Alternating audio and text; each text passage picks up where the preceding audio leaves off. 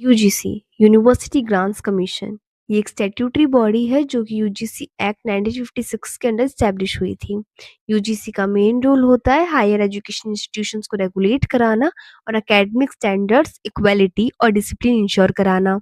2026 में यूजीसी ने promotion of equity in higher education institutions regulations notify किए। ये रेगुलेशन कहते हैं equal opportunity centres, equity committees और एक formal grievance redressal mechanism introduce कराना चाहिए हर एक यूनिवर्सिटीज में।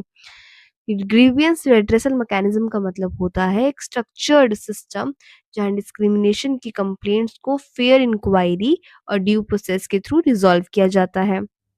लेकिन यहाँ एक लीगल कंसर्न है, रेगुलेशन 3C। इस रेगुलेशन के अकॉर्डिंग कास्ट बेस्ड डिस्क्रिमिनेशन का डेफिनेशन सिर्फ एससी, एसटी और ओबीसी कैटेगरीज तक ही लिमिटेड है।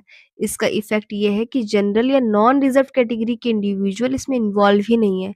अगर उन पे फॉल्स केसेस होते हैं तो उसका प्रावधान भी हमारे इस एक्ट के अंदर नहीं दे रखा। इसी कंसर्न को लेते हुए सुप्रीम कोर्ट में पिटीशन फाइल की गई और बोला गया जो कास्ट बेस्ड डिस्क्रिमिनेशन की डेफिनेशन है उसको कास्ट न्यूट्रल और कॉन्स्टिट्यूशनली वैलिड बनाया जाए।